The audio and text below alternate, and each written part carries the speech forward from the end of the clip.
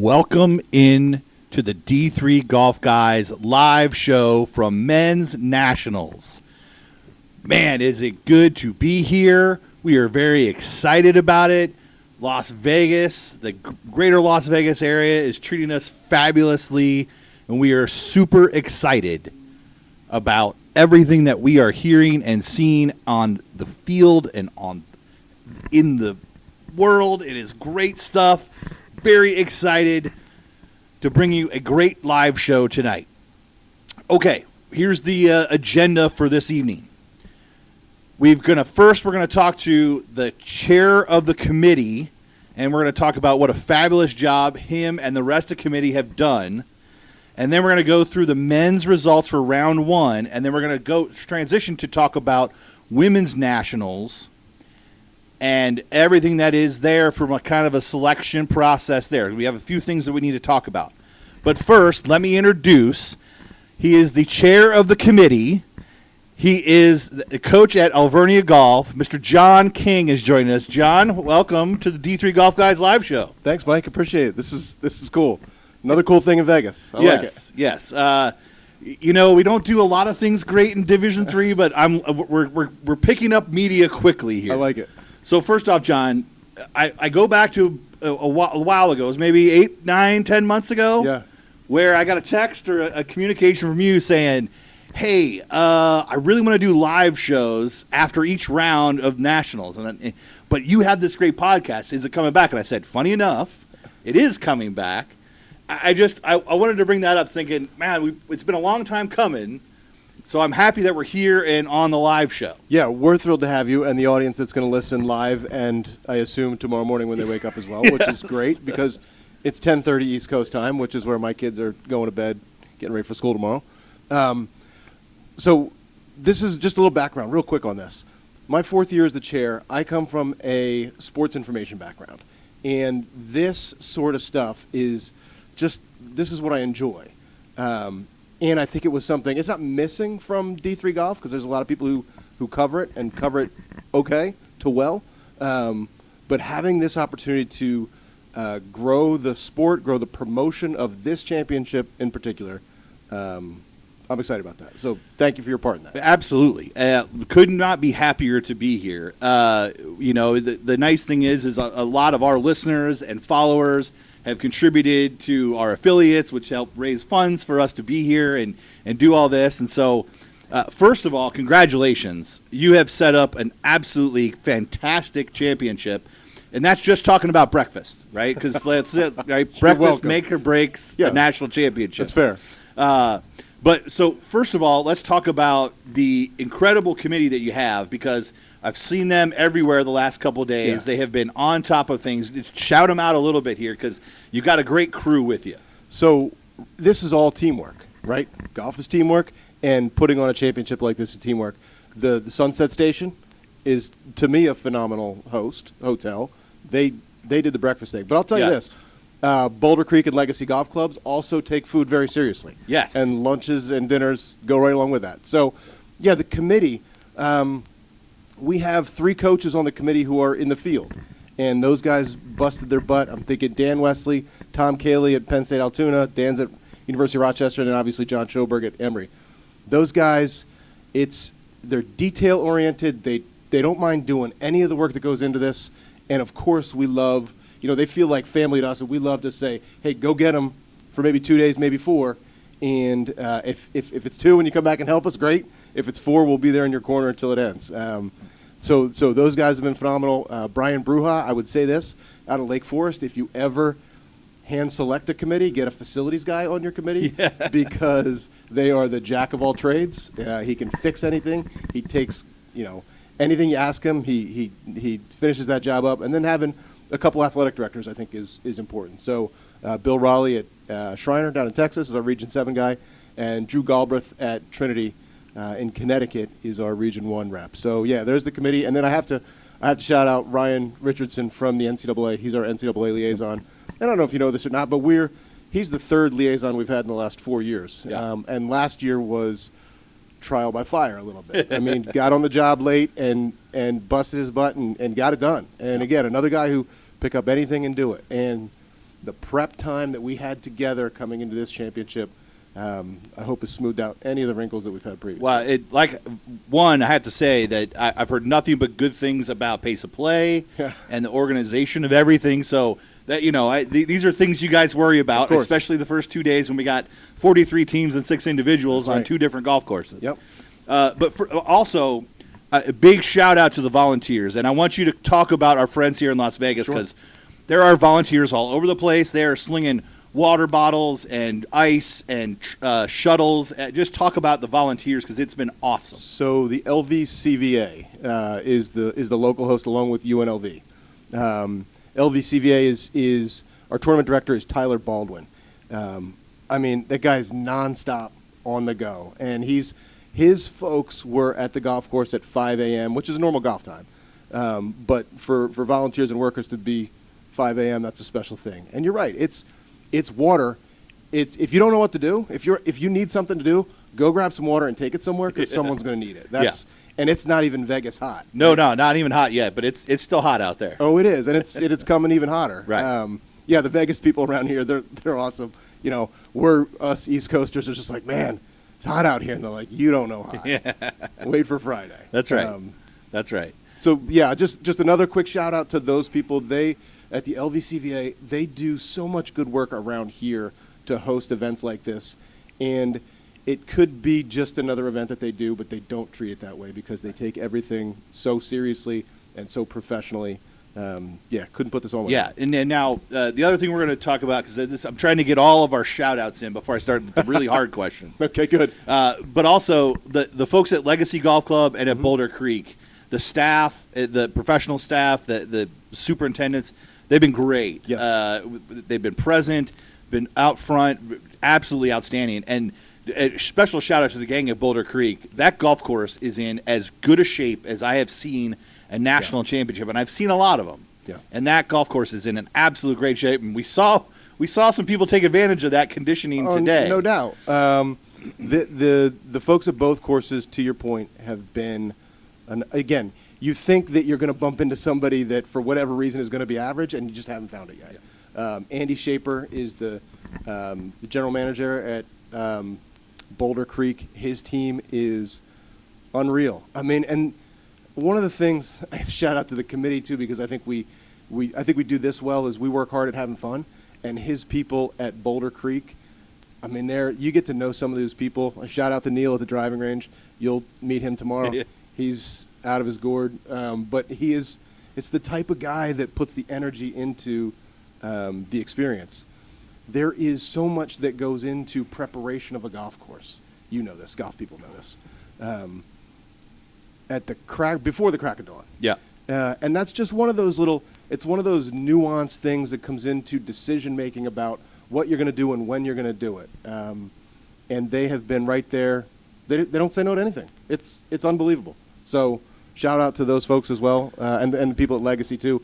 Legacy is, you're not going to sugarcoat it. It's got some work to be done. Yeah. It's got some, but I think the layout there is kind of cool. There's some cool views and there's some really interesting golf shots. Well, it played, and I'm going to get into the stats here, but it played about 2 strokes harder for the top half of the field. Yeah. All right, the bottom half of the field kind of leveled it out a little bit, but we saw a significant thing, and it'll be interesting to see how that switching of courses happens tomorrow. But also, want a special shout out to you because I think you were big in this. But a really great experience, and we put this out on our Instagram, was the ceremonial first tee shots the other day with our Special Olympians. Yeah.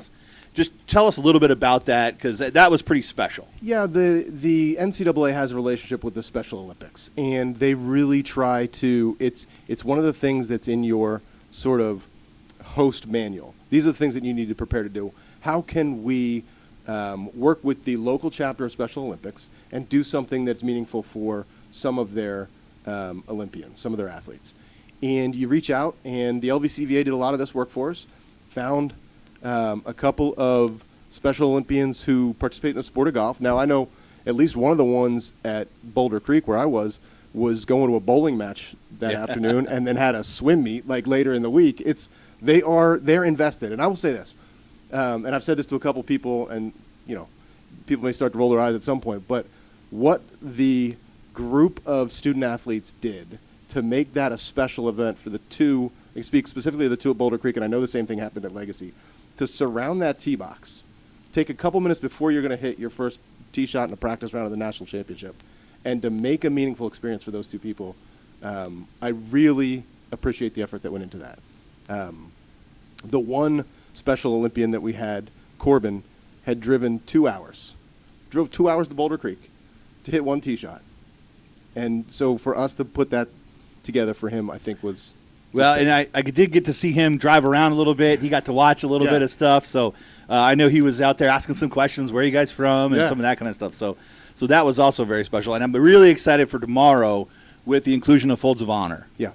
Which, we do a lot of Folds of Honor stuff with golf, but I love that we bring it into the national championships. Talk a little bit about that. Yeah, another partnership with NCAA Golf Division III, where we are going to honor fallen soldiers at every tee box with a sign where there's a bio of that individual, and then each one of the teams will be playing for one of those individuals, and that'll be mentioned at the first tee. And it's a meaningful script that our starters read. There's some coaches, I love them. They'll come up to you and say, "Can you tell me a little bit more? Where can I find out more about the individual that we're playing for?" And that goes a long way. And some of them, may even get to the point where they reach out to family. And I mean, these guys, they are so invested in it, and it's at the most important time of the year for them from a golf perspective. Mm-hmm. But they still have the wherewithal and the patience and the time and the heart to invest in other people.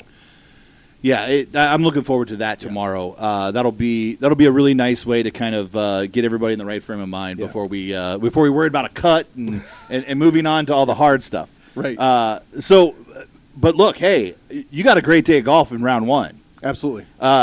We think Methodist may have set a record in some fashion in under par strokes of something, or there's a couple different things we're researching. We don't have those things right at our fingertips. I mean, about 17 SIDs here to be able to figure that stuff out. And unfortunately, Emory probably would have set the record, but they were playing with Methodist today. Right. And so 17 under, 16 under. Wow. I mean, Redlands comes in there as well. But a big swing between the two courses. Yep. And I think tomorrow we're going to see that switch of courses that's going to really kind of show, all right, who's going to take on the harder course in the afternoon and the wind and more heat. Yeah, well, absolutely. And I think folks like you and I are so eager to dive into these stats. And so what's it going? How's it playing? Who's playing well? Who's on who's setting records? Whatever. We have to pump the brakes and get through 36 holes. Oh, yeah. So that, everyone's played that same combination. That's right. But you made a good point, because you're going to flip your time. This morning was spring comfort in Vegas. From 8 o'clock to 11 o'clock. Well, I was on a tee at 7:45 this morning, right, standing right there watching, and it was cloud cover and no wind, and it was like, oh my goodness, look out. That's it. But by the afternoon, I was like, there's wind all of a sudden, and it literally, I was watching a couple teams where their 5, 4, and 3 guys played a hole downwind. Yeah. There's 2 guy played it in no wind, and the 1 guy played it into the wind. Yes. Yeah. And because forecast is obviously something that we look at and pay attention to. And so you had the south wind for most of the day today, and you're exactly right. In that period of time where teams played a hole, it shifted to north wind, and north wind is what you have tomorrow. So just another one of those variables in looking at is how these teams play these two golf courses. Yes. Well, John, look, congratulations so far. It's been outstanding. We're going to be breaking down everything here as we go. Okay. But we didn't want you to leave without a significant amount of D3 Golf Guys swag. Excellent. So, one, we got a tumbler for you with D3 Golf Guys. Count me in. On that. We got a T-shirt for you, and we've got a hat here from our friends at Titleist. Love it. With the D3 Golf Guys logo on the back side there. So we just appreciate your partnership and everything that we're doing here. And we're excited about this. We didn't want to bring a lot of players and coaches on after round one, just to kind of let it settle in a little bit, let everybody get to that piece. But we're going to be talking to other coaches and players as we go. We've got our makeshift studio here in the Sunset Station, well done. which is working great for us. But I just want to say thank you very much. Yeah. We appreciate you inviting us here at D3 Golf Guys in, and what a special, amazing tournament you guys have going so far. Well, thank you. It's our pleasure. We, again, love to work hard at having fun and love to put something on that these student athletes will have a memory of a lifetime experience. And for me, I'll tell you, that goes from top to bottom. We have 221 student athletes that we're concerned about every one of them having a meaningful experience. Well, John, thanks for joining us live here tonight. Of course. My pleasure. All right. Okay, we will let's take a quick second here to talk about our friends at Titleist. You're good. You're good. Thanks, John. Yeah, all right. So look, if you haven't had a chance to try the new T-Series irons from Titleist, they are a game changer. They are helping people from every different kind of level of work and excellence through the game of golf. If you haven't gone to talk to your Titleist fitter, please do so, because those T-Series irons, saw a lot of them out there today, and boy, can those young people hit them high and soft. It is amazing. All right, let's get into the results for the men here as we kind of work through some of this. So first of all, if you're looking at GolfStat, one of the key things, and you heard us talking about this earlier, is we have played two different courses today and tomorrow. So what you're going to see is if there's a 1 by the team's name, they played Boulder Creek today. If there's a 2 by their name, they played the Legacy Golf Club. Now, as I mentioned earlier, in the top half of the field, so that would be of the 43 ranked teams, the top half that were ranked higher, there was about a 2-stroke difference between the Legacy harder to Boulder Creek easier. Now, that is very rare. We typically, when we play nationals, the main course plays harder. And Boulder Creek is not an easy golf course, but it is in such good condition that these fantastic young players that we have out there took serious advantage and were able to make a lot of birdies. And I've stood on the greens out there. The putting is just outstanding. The greens are in great shape. There's hardly any divots in the fairway when we got here. It's like they set it up as a PGA Tour event for us here in Division III. Now, that just says a lot about the condition of the golf course. So if you're looking at the standings in GolfStat, you'll see that it takes till you get to tied for 6th before you see somebody from Legacy. So that should tell you the differences in the course. Now, one of the differences is at Legacy, it was a lot firmer. It was even more firm than it was in the practice round the day before, and it's probably going to get firmer tomorrow. The greens baked out pretty hard throughout the day, and that's just not going to stop out here because it's only going to get hotter tomorrow. The other factor here is you had the top half of the teams tee off in the morning. So they got the advantage of the no wind, some cloud cover, a little bit of softer ground, which is why you saw Methodist and Emory run out, which should also tell you just how good Redlands played because they played in the later wave. So it says that, hey, you can still shoot that number, those kinds of numbers, out at Boulder Creek in the afternoon. And so that's an important thing to remember as we look towards tomorrow. But going into today, that just helping explain sort of when you're looking at GolfStat, what does this look like and where are we taking things? So let's start. Methodist goes bananas, and Emory does too, but they're doing it at the same time. So Methodist comes out with 271, 17 under par today. They had 5 eagles. Just outstanding golf. Emory plays outstanding also, 272, and they had like 20-something birdies, but it's just outstanding, right? And they had 2 eagles. Redlands comes out in the afternoon at Boulder Creek. They shoot 275, 13 under. So we've got the top 3 teams are all in double-digit under par. That is great, great, great. Now what we're going to see is they're going to have to go play Legacy course tomorrow. That will be an interesting, prospect because Legacy is a little bit tighter golf course and it's firm. And I was watching kids kind of play well short of pins from time to time, and anything kind of on a downslope or downwind was hard to stop. So that will be very interesting to watch them play as we go through this. Okay, Redlands at 3. Illinois Wesleyan also at Boulder Creek, fourth, the 280, 8 under, really good playing. Lynchburg, 7 under, 281 at 5, sitting in solo 5th right now. Okay, 3 groups tied at 6. Bethel, who had, by the way, 28 birdies today. Wow, that is a lot of birdies. 28 birdies for Bethel today. They're tied for 6th, 282, with Kenyon and Carnegie Mellon, who were at Legacy. 6 under at Legacy in those conditions, excellent, excellent score. So, having spent some time at Legacy today, 280 to 284 was going to be a really, really good score. It just wasn't giving up. I mean, at Legacy, a good example where Boulder Creek par 5s all played under par, except for one was played even. 14 at Legacy was the second hardest hole today. So it just a big difference where you have a par 5 playing over par. It's just with the level of players that they have today, that's very rare. So you can just see the differences in that. Okay, 2 teams tied for 9th, Aurora and Oglethorpe. Aurora was on Boulder Creek, and Oglethorpe was at Legacy. Both 3 under par, 285s. Very good. 2 tied at 11th, St. John's, Minnesota, and Washington Lee, both at Legacy. So, if you're kind of looking, it's going to be, okay, Kenyon, Carnegie Mellon, and Oglethorpe, St. John's, Washington Lee, Huntington are all switching over to Boulder Creek. So it's going to be, okay, can they go over there and shoot 10, 12 under par and have the advantage of getting that course, but having maybe played Legacy in the morning, whereas Emory and Methodist are going to have to play it in the afternoon.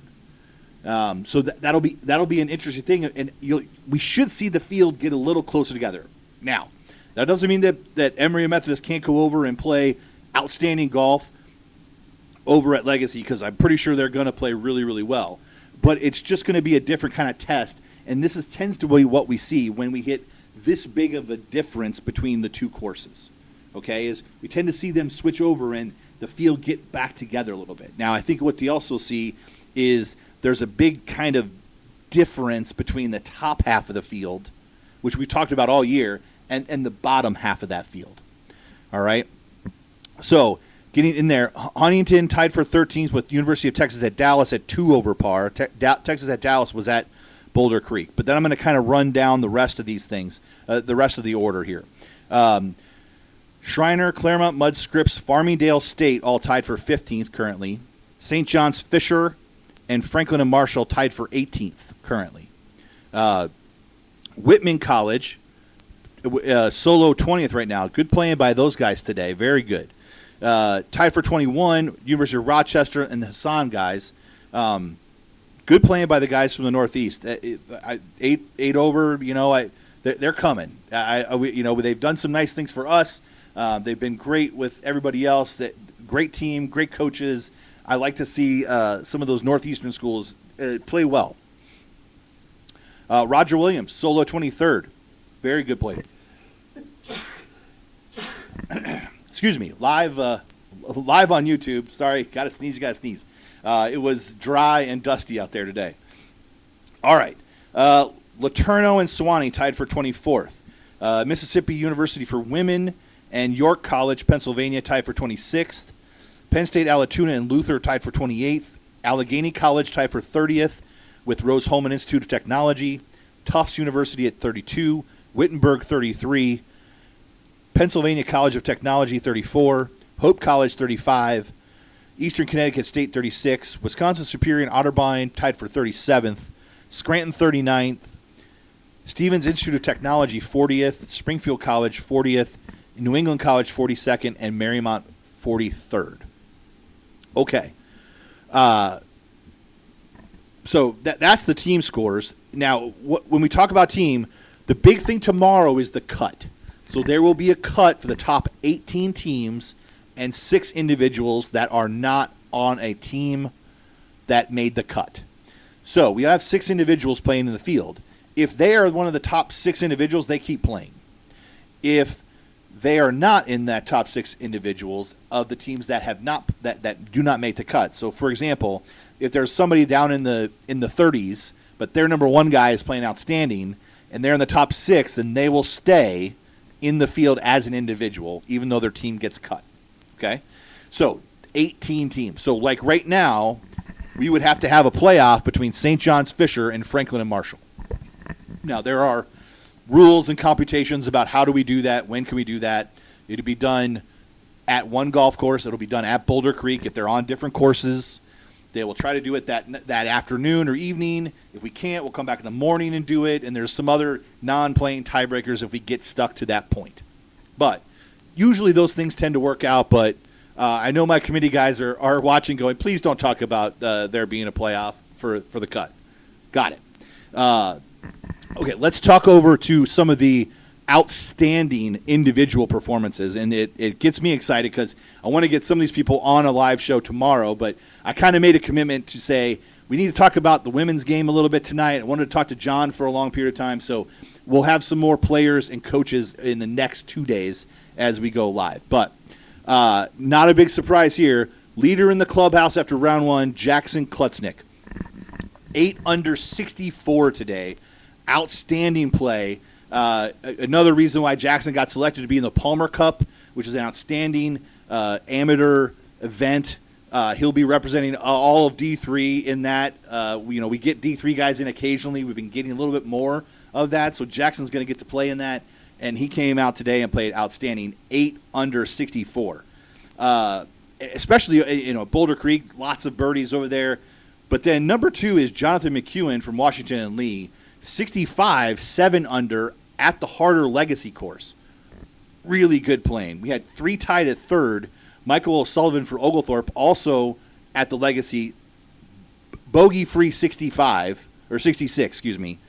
Really great playing. Griffin Pohl from Illinois Wesleyan, 66, and Chase Waltz from Methodist, 66.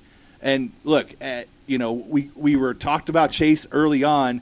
He's delivered time and time again an outstanding 66 today by Chase. Just to kind of go through the amount of stuff, under par rounds, they go to the 45th player on the list. So I'm not going to go through all of the players here. I'm going to kind of hit the top 10. So we had 4 tied for 6th. Eddie Koff from the 5th from Lynchburg, Cooper Raybreck from Methodist, Tony Lee from Emory, Jake Yim from Redlands. And then 4 tied for 10th, Jack Verkotrin from Aurora, Aiden Spampanato from Methodist, Zane Malarski from Redlands, and Michael Spitzer from Illinois Wesleyan, all 4 under par. And that's the top 10. So 4 under gets you into the top 10 or more. It's just outstanding. We will go more into these as we get later in the field, but I don't want to talk about every single individual as we go down. And so again, remember, of the people that are top 10 in ties, there are 2 players from the Legacy course. The other 11 are all from Boulder Creek. So we'll have to watch the transition tomorrow, even from an individual perspective. The guys who shot 8 under and 6 under at the one course, what are they going to do in Legacy? You also might look at the guys who shot 7 and 6 under respectively at Legacy, going to Boulder Creek, getting it, maybe going, okay, can they do even better over there? That would to be determined there.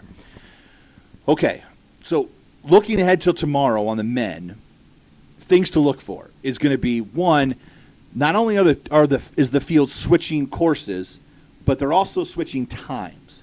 So if the team was off early in the early wave today, they'll be in the late wave tomorrow. If they were in the late wave today, they will be in the early wave tomorrow. So just like on the PGA Tour, the things that you watch online or on TV, Methodist, Emory went out early today. They will go out late tomorrow. Redlands went out late today. They will go off early tomorrow. So a lot of teams will have played 36 holes before before the leaders will even hit their first tee shot, which is crazy, but that's how that works in this kind of a thing. Tomorrow's supposed to be hotter. Now, a little bit about conditions here. It is absolutely gorgeous here. It is sunny, bright skies.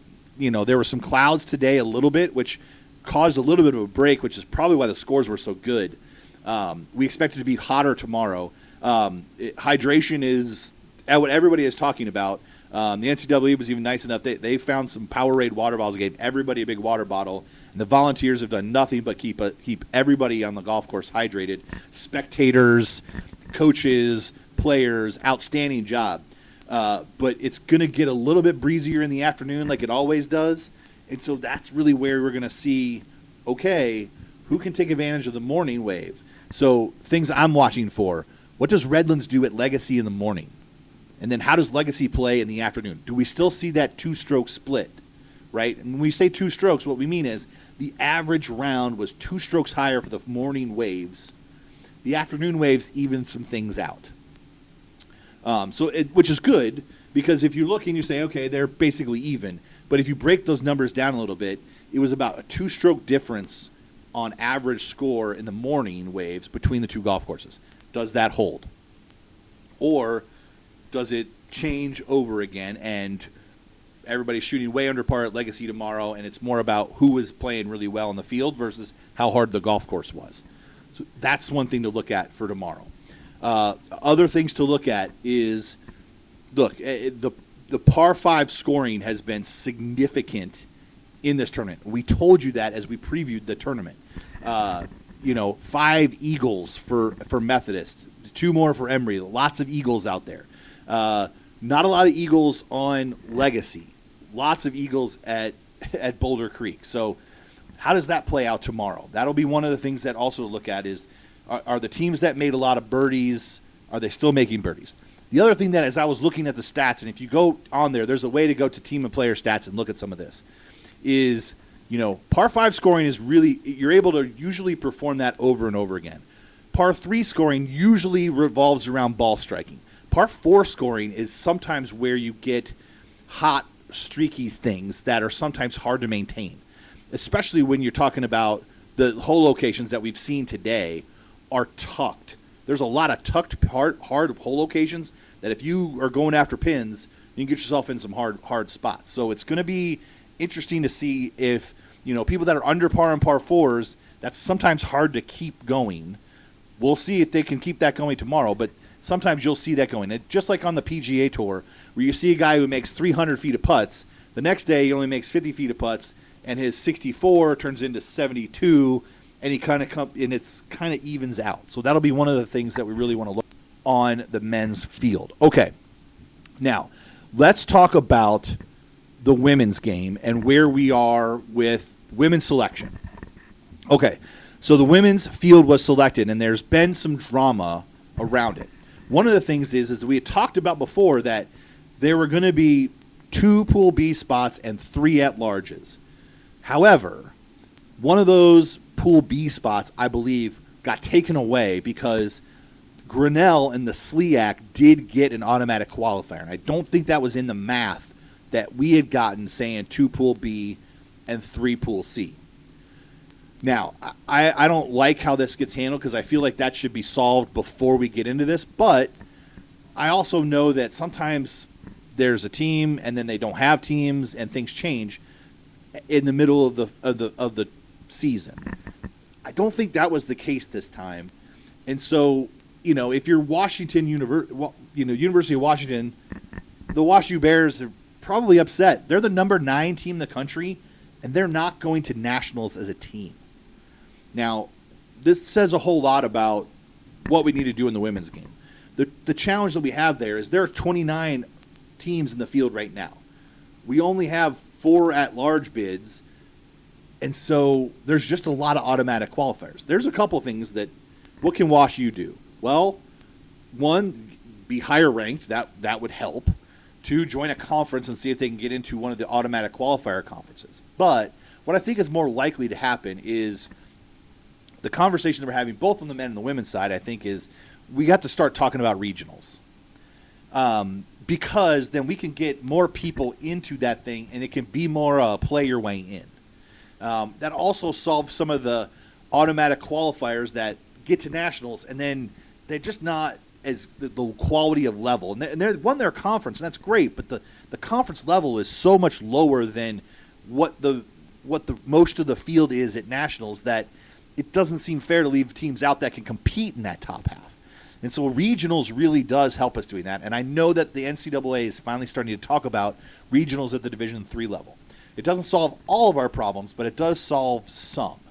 But look, if you listen to this podcast, we were worried and said, hey, I don't know that WashU's getting in. We predicted exactly who got in the field, again, based on what we knew at the time, assuming that one at-large bid went away when Grinnell got in for the SLIAC. And I think Grinnell should have been in, but I think things need to be better communicated all over the place in the women's game for certain. Now, the other big piece on the women's game is on the individual side. We had look, nothing here is easy, but we had some really good players that were not on a team and not on a team that was going. And so Sydney Quo, who is, clearly a top 3 player in the country for WashU, is the first individual in. Interestingly, the women actually put rankings on who was ranked where on their list of individuals. I think the men did it on alphabetical. So they said, seated in the following order. Sydney Quo, 1 from WashU. Carter Sickle from Carleton College. And again, no qualms with Sydney, no qualms with Carter. Well-deserved.